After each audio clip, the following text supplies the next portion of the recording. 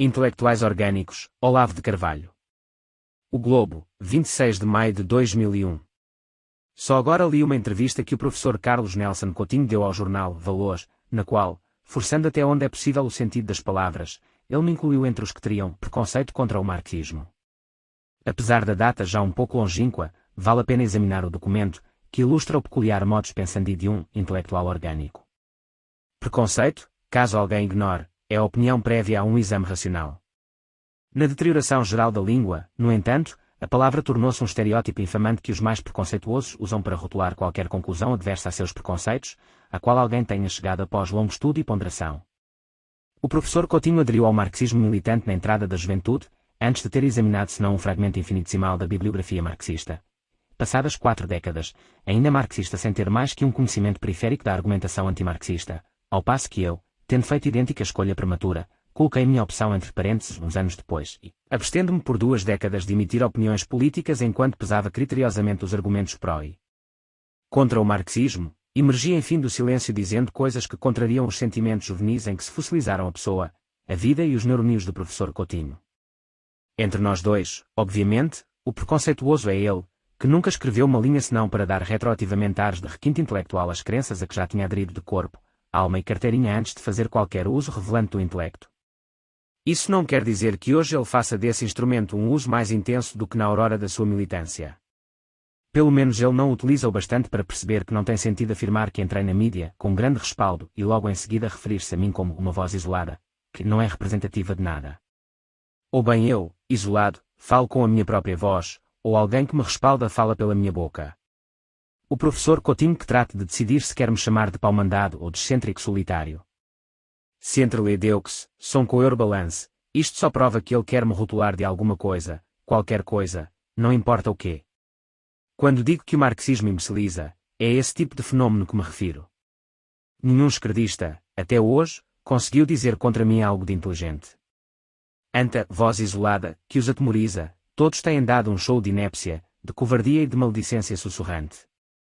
Tempos atrás desafiei para um debate sobre Gramsci, inclusive oferecendo troca de links entre nossas respectivas páginas na internet, o professor Coutinho e seus 80 fiéis escudeiros de um site devotado à beatificação do fundador do Partido Comunista Italiano. Fugiram, como de hábito, afetando ares de dignidade ofendida, e, em pleno dia de Natal, redigiram uma carta enfesada na qual denunciavam como imposição ditatorial a oferta do intercâmbio de links. É sempre aquela coisa do 1984, democracia é ditadura, ditadura é democracia. Discussão é imposição, imposição é discussão. Conceito é preconceito, preconceito é conceito. O leitor desacostumado ao trato com comunistas pode estranhar a desenvoltura, a tranquilidade de consciência com que posam de vencedores após uma debandada tão ostensiva. Mas, creia-me, o fenómeno não se explica pela simples cara de pau. Eles conservam na fuga um ar triunfante porque não são intelectuais como os outros. São, e gabam-se de ser, intelectuais orgânicos, células de um vasto corpo combatente. Nunca agem sozinhos. Têm sempre o apoio logístico de uma rede inumerável de militantes obscuros, anónimos, que podem prosseguir o combate nos base-fontes da intriga e da calúnia quando os porta-vozes mais respeitáveis do coletivo se saem mal nos confrontos públicos. Quando as vozes de cima se calam, as de baixo começam os uns nos porões. Agora mesmo, enquanto meus detratores mais notórios se recolhem para lamber as feridas das últimas refregas, um jornalista de São Paulo, mais comunista que a peste, deplorável farrapo humano que busca no ódio político o alívio de sua indescritível miséria de alma, está espalhando na internet avisos segundo os quais eu, Olavo de Carvalho, não trabalho há 30 anos e vivo da exploração de mulheres. Dito em voz alta, numa tribuna acessível aos olhos do público, isso exporia o fofoqueiro ao desprezo de todos. Sussurrado no mundo virtual, pode até funcionar. A intriga propaga-se por reflexo condicionado, não por adesão consciente. Não é preciso acreditar nela para passá-la adiante, repeti-la por automatismo e acabar tomando-a como premissa implícita de julgamentos e decisões. A manipulação de automatismos mentais torna-se ainda mais fácil numa atmosfera infectada de ódios e temores coletivos contra alvos mais ou menos distantes, só conhecidos por ouvir dizer. O ambiente de esquerda é o caldo de cultura ideal para esse tipo de bactérias. É por sempre contar com esse fundo de reserva que o intelectual orgânico pode se sentir vitorioso mesmo quando perde. Ele perde, mas o partido não perde nunca. Não adianta nada você derrubar um desses sujeitos no ringue. Enquanto você recebe sua medalha, eles já fizeram a sua caveira entre os vizinhos.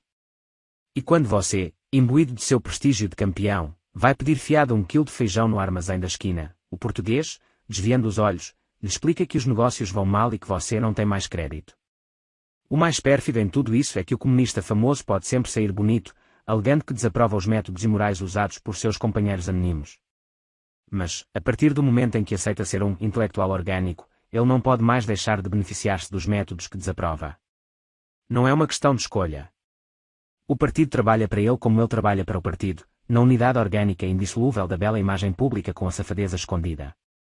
A imoralidade da militância comunista é intrínseca e independe de aprovação pessoal. E o máximo da imoralidade consiste precisamente em que o sujeito pode permanecer limpo no instante mesmo em que tira vantagem da sujeira praticada por outros, da qual ele nem precisa saber. É a síntese perfeita da boa consciência com a falta de consciência.